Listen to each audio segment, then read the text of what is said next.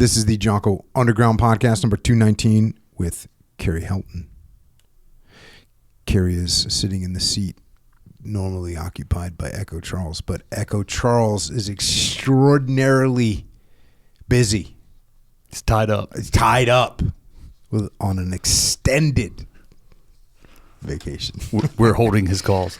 Yeah, there you go. Currently. So you're in the hot seat. You have brought with you today questions from the front lines. Yes, sir. Questions from the trenches. Questions from the troopers that are out there making things happen. And we will provide answers or suggestions or guidance or, at a minimum, courses of action for you to proceed. So let's get into it. First question. Jocko, recently my father died, a Vietnam veteran who was drafted into the 1st Cavalry. My struggles with this is a result of me being the one who found him, alive, mind you, and trying everything I could to keep him going for EMS to arrive on scene. My mother died in 2001, and I learned how to grow up quickly and become a man, so to speak. But I knew that I always needed to be there for my father, as it affected him greatly. Although I know he is at peace and where he wants to be, reunited with my mother, I cannot stop feeling responsible for what happened to him. Now, I'm very active, go to the gym regularly, and have become accustomed to using lifting as my therapy. However, I don't understand how I can get past these feelings of being responsible for it all. I was hoping that you could share some insight on how you would handle the loss of a valued teammate during your deployments in Iraq. Heard a little bit about it from your interview with Sean Ryan, but was hoping to try and make this a little more personal towards me. Any thoughts on continuing to mentally strong and getting after it, as you say, is greatly appreciated?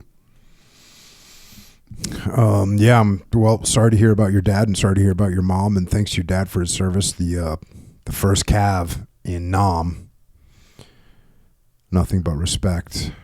And yeah, you say that you've heard me talk about overcoming loss, and unfortunately that's something I've had to do quite a bit of. It's something that never gets easy.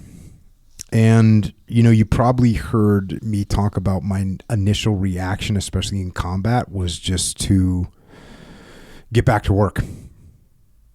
Right? Get back to work. But quite frankly, getting back to work is a distraction. It's a distraction. And it's actually a distraction in a good way.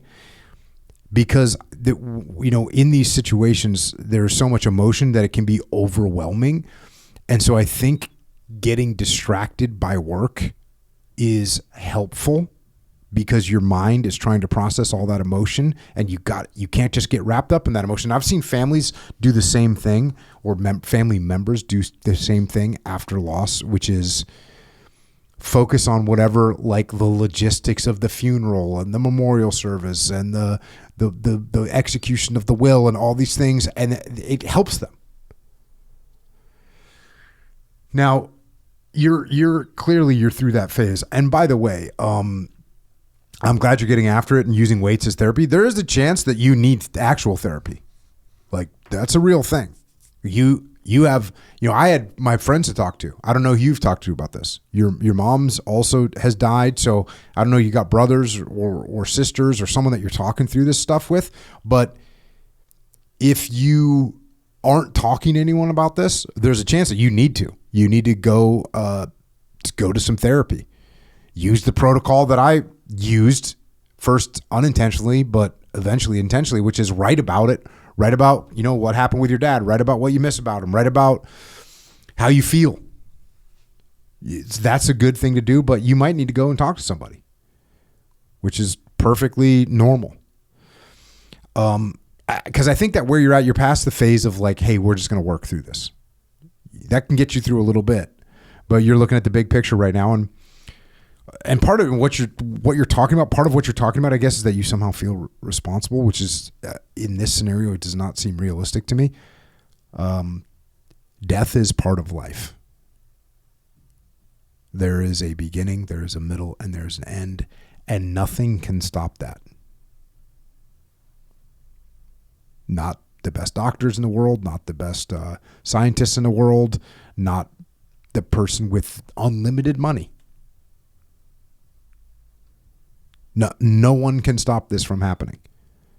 No one can stop this from happening. So to think you can stop this from happening is not a realistic assessment. This is part of life.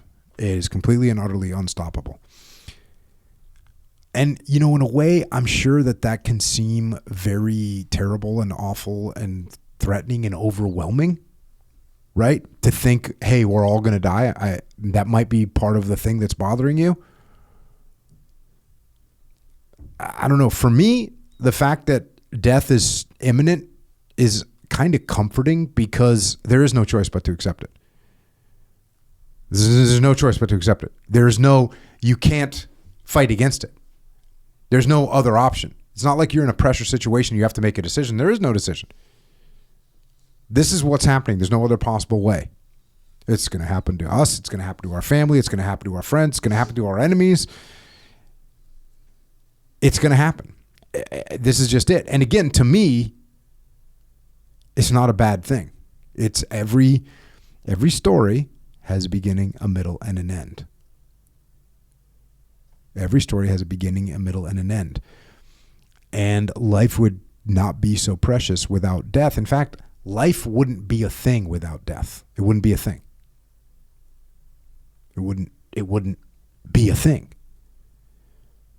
And your dad got to live a long life, right? He experienced a lot. He experienced good. He experienced bad. He had a wife. He had a family. He served his country. Honestly, what else is there? What an incredible legacy.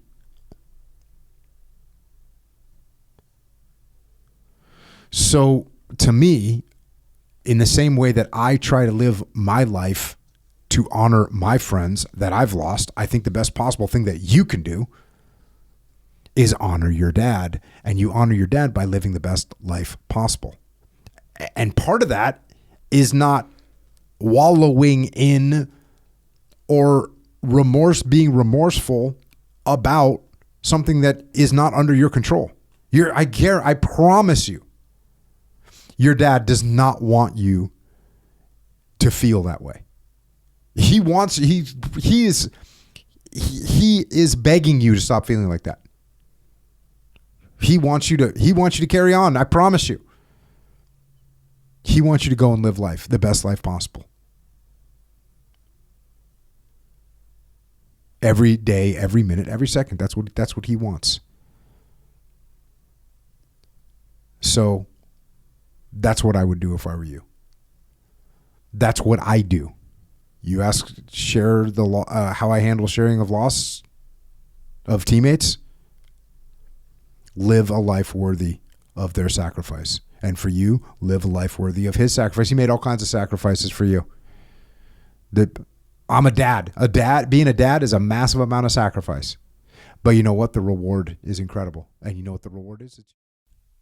So that is a little excerpt of what we are doing on the Jocko Underground podcast. So if you want to continue to listen, go to jockounderground.com and subscribe. And we're doing this to mitigate our reliance on external platforms, so we are not subject to their control. And we are doing this so that we can support the Jocko podcast, which will remain as is, free for all, as long as we can keep it that way. But we are doing this so we don't have to be under the control of sponsors.